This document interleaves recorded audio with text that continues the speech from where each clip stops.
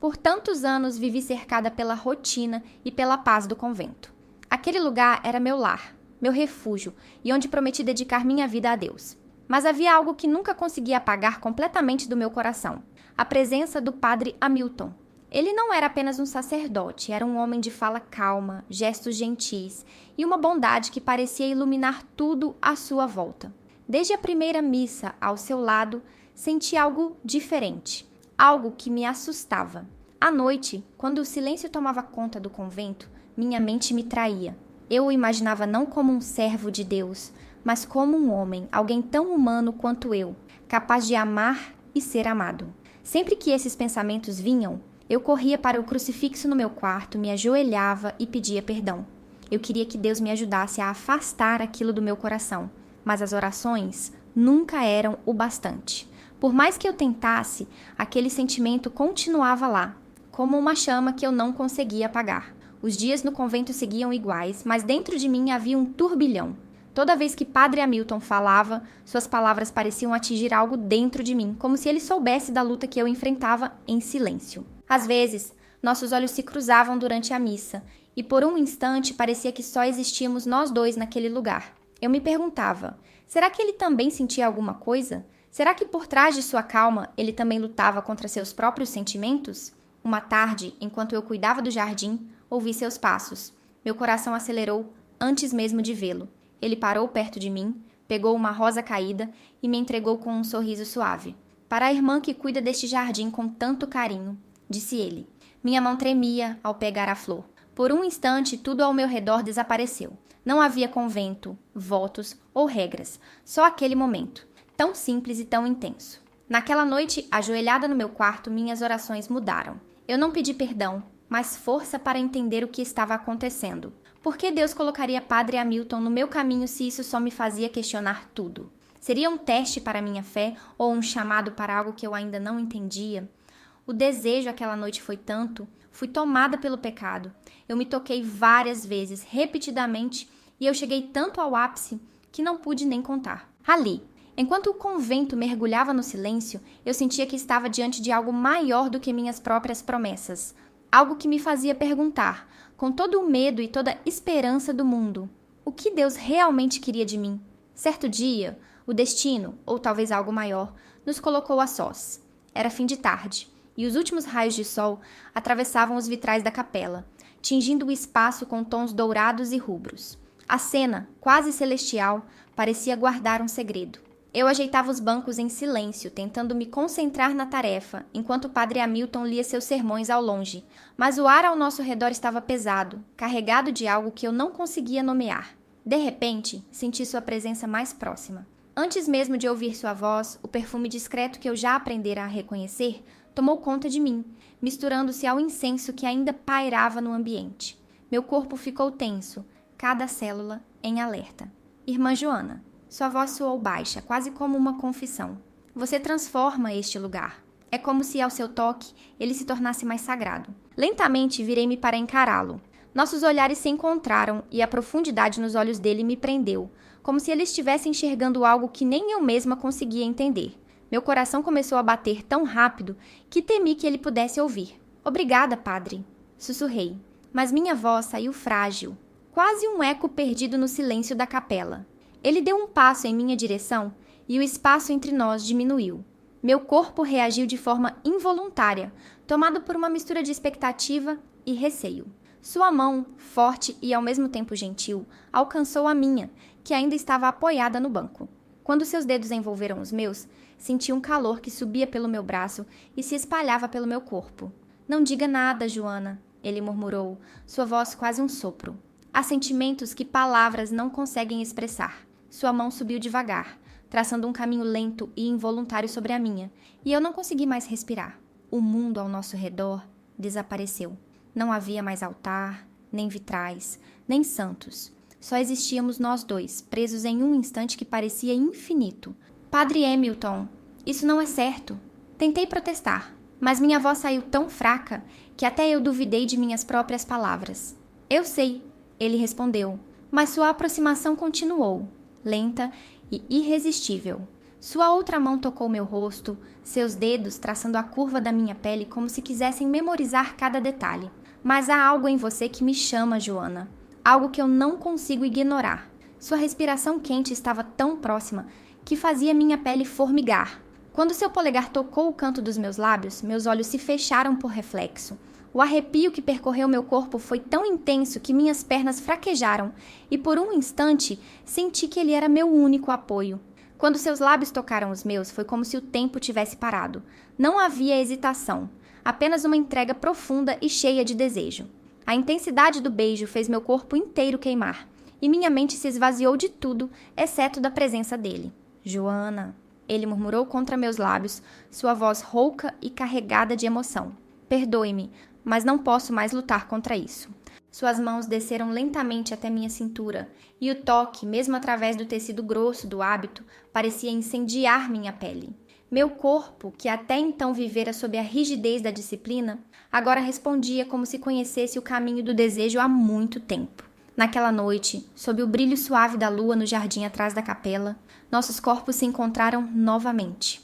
O lugar, com suas sombras cúmplices, parecia guardar o segredo de nossos encontros. Ele me puxou para mais perto, e o calor de seu corpo contra o meu era tanto um consolo quanto uma provocação. Seus dedos entrelaçaram-se aos meus, subindo pelos meus braços em um toque que era ao mesmo tempo delicado e possessivo. Quando segurou meu rosto, sua intensidade me fez sentir pequena e ao mesmo tempo indispensável. Seus beijos eram mais profundos, carregados de uma urgência que parecia nascer de anos de repressão. Diga-me que você sente o mesmo, Joana. Ele sussurrou, sua voz rouca e quase implorando.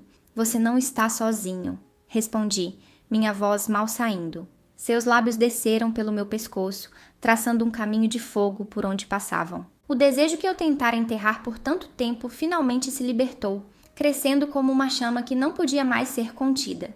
Minhas mãos, antes hesitantes, encontraram seu rosto, seus ombros, como se tentassem gravar sua presença em mim. A entrega foi inevitável, como se o universo inteiro conspirasse para que estivéssemos ali, juntos, mesmo contra tudo o que havíamos prometido. Sabíamos que estávamos quebrando algo sagrado, mas naquele momento, nada parecia mais divino do que o que sentíamos um pelo outro. Suas mãos deslizavam pelo meu corpo, sabiam exatamente onde pegar, onde encostar. Eu sentia meu centro pulsar e molhar. Encostado em mim, eu já conseguia sentir o graveto dele animado. Aquilo, o tamanho, me deu água na boca. Meu centro pulsou forte novamente e eu, sem conseguir me aguentar, ajudei a se livrar das vestes. Ele entrou em meu centro. E esquecemos do sagrado. O desejo nos consumiu. E, por Deus, foi a melhor coisa da minha vida. Aquela noite nós viramos um.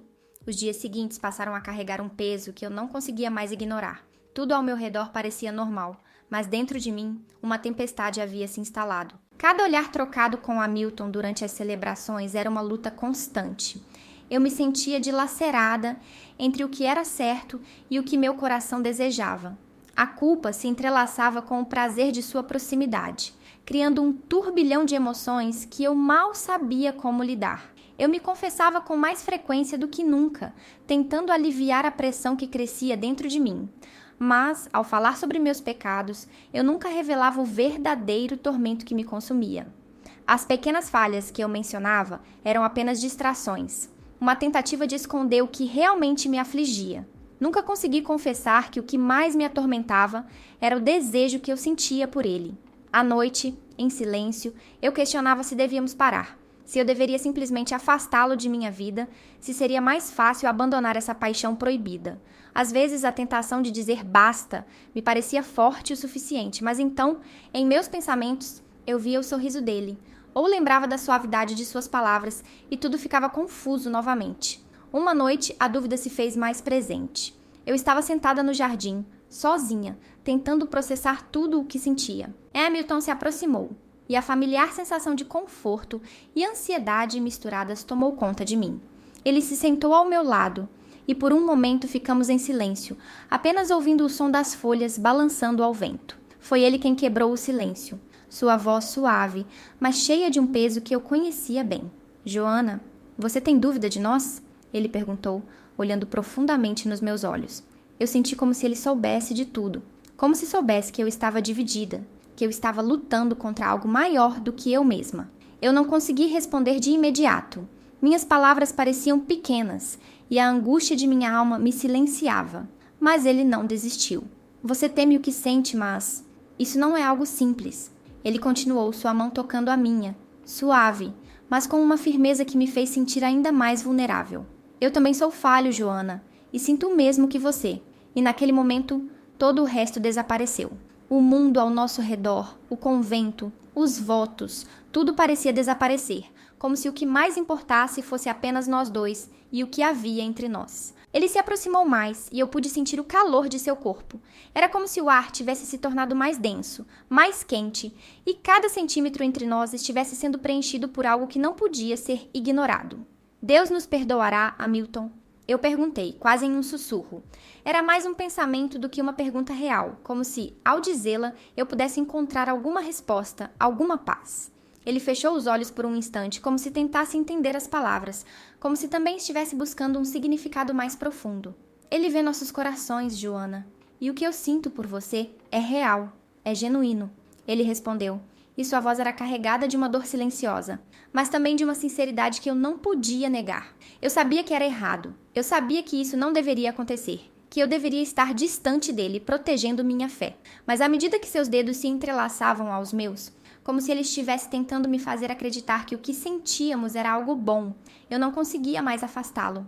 O desejo que sentíamos não era apenas físico, era algo mais profundo, algo que nos conectava de uma forma que eu não sabia explicar. Mesmo nas noites mais escuras, quando a culpa se fazia mais presente, ele sempre estava ali, com o olhar sincero e os gestos gentis.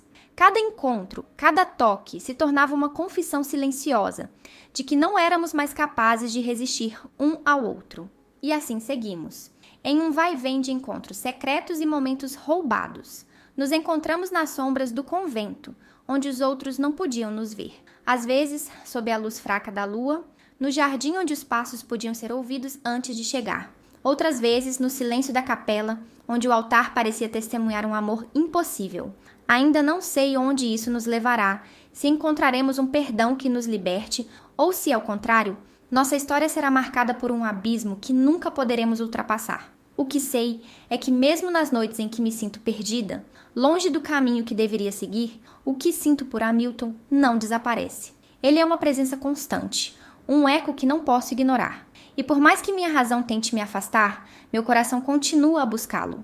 Nos encontramos escondidos mais uma vez na quietude da noite. Ainda não sei onde isso nos levará, mas por enquanto não consigo mais voltar atrás. Acham que eu deveria falar que está errado e parar? Mesmo eu me sentindo feliz? Se inscrevam no canal e deixem a sua opinião.